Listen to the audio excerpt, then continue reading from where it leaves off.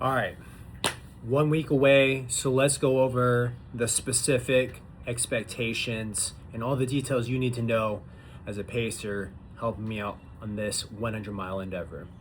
Goal A is to finish, first and foremost. Everything else is icing on the cake. If there were icing, that icing would be doing this within 24 hours. So finish first, but if we can do it in 24 hours, even better. The pacing plan, we're gonna do a walk-run strategy. We're gonna be running for 15 minutes, followed by a 5-minute walk. What is the pace during the run? The sweet spot is anywhere between 9:45 to 10-minute miles.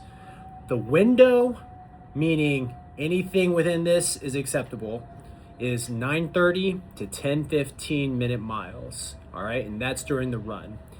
Now, when we're walking, we're hitting at least 3 miles an hour. So we're not just staggering around, we're getting after it on the walks. We're purposeful, not lazy. Conditions for April 18th. Right now, and it's changed every day, it's going to be 60 to 80 degrees. Humidity is going to be high and 50% chance of rain. So we're going to be mindful of the forecast. Definitely get your wet weather gear just in case. For me specifically, I'm going to be worried about feet preservation, chafing, and blisters specifically. That's going to be something that we need to prioritize if it is raining as much as it might come race day. Nutrition, here's what I'm aiming for: 90 to 100 grams of carbs per hour. What that looks like is some gels. I'm going to be taking at least 2 to 3 gels every hour, probably during the walk runs or during the walking portion of the race. So every 15 to 20 minutes, you should see me eating something, whether it's gel, whether it's real food like Uncrustables or potato chips or any other real food that comes along my way. I need to stay ahead of hunger. So even if I'm not hungry, we're going to try to get after it early and often. So if I stop eating, you need to step in and tell me to correct myself. Eat, drink. Simple cues are going to be crucial for you as a pacer to help me during race day. One of the things you're going to learn is I need to focus on moving forward as much as possible, and any wasted amount of energy needed for decision making or not sticking to the plan, I'm going to rely on you to help me navigate those decisions. Okay, so that's why you're learning all of this for me. Okay, so things to keep in mind as a pacer: keep me moving forward, monitor my nutrition, hydration, my pace, and my form. One thing that's been bothering me as of late is my left knee. Been dealing with a little bit of runner's knee. I've gotten it checked out. We have a plan. I've been doing some rehab. Long runs have been going okay, but it could flare up on race day. All right, so don't be afraid to be direct. Simple cues, things like shuffle your feet, stay tall, keep moving. That is really encouraging and will help me stay motivated when I need it most. Miles 40 through 60, that's when the game starts to change. I know I can get to mile 30 with relative ease. Once I hit mile 40, that's essentially uncharted territory where I have not ran that distance in a very long time. That's where I'm gonna need that extra push. Miles 70 through 85, that's when the mental, that's when the spiritual, that's when, everything, that's when I'm going to be at my lowest. So I'm really going to rely on everyone's support at that point to keep going. Okay, so what will that look like? I might be quiet, I might be irritable, I might be complaining, whether it's about the pace, the pain, the conditions, why am I doing this? Assume I'm not thinking clearly. Stick to the plan. Keep me moving forward, stay positive. Also, I'm a big fan of David Goggins, so don't be afraid to give me some David Goggins encouragement.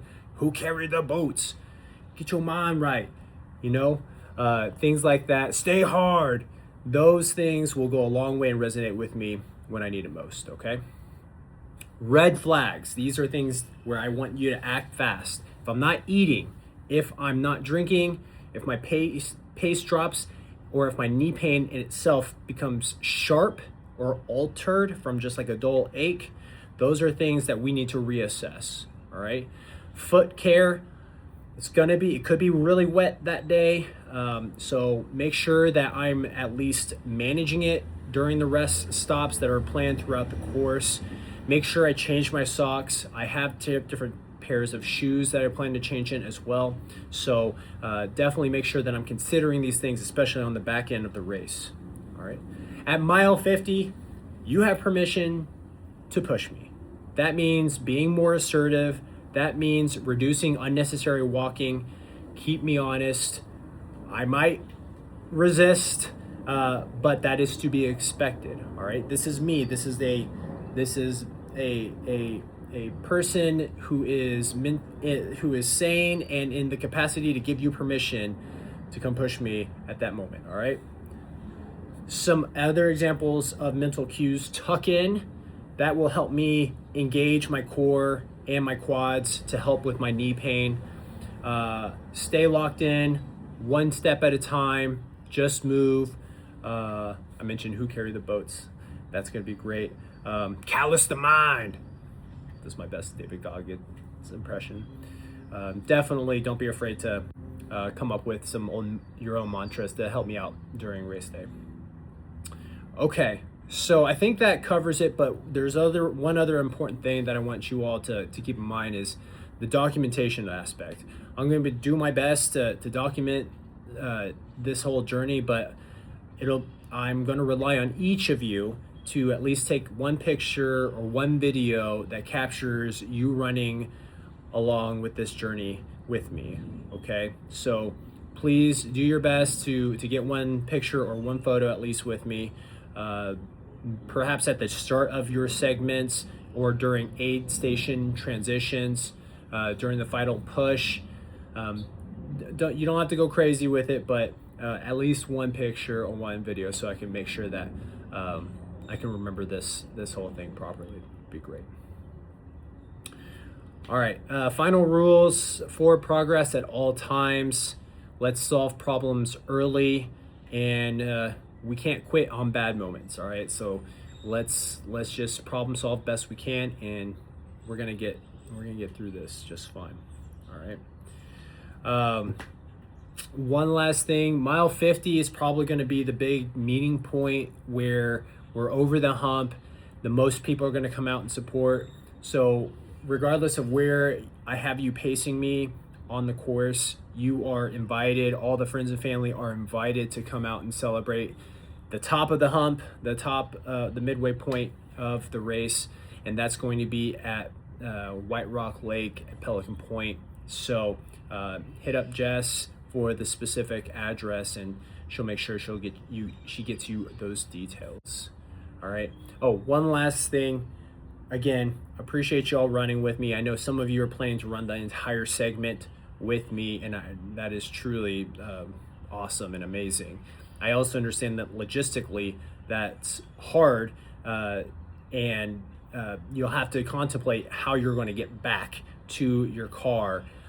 As much as Jess and others that are going to be crewing me throughout the entire race, as much as they would like to help you all out and get you back to your vehicles, they will not have the time or capacity to do so. Please make arrangements yourself to get you logistically sorted, and if that means cutting your running with me short, then I mean that is fine. I'll take whatever you can give me come race day. I'm just happy to have all of y'all's support at the end of the day. So that does it. That's the recap. Again, I can't thank you enough from the bottom of my heart. I know a lot of y'all have sacrificed a lot just to take on this endeavor with me, and I won't let you down. So have a great week, rest up, get some fluids, get your mind right, carb up, and we'll see y'all in a week. All right, peace.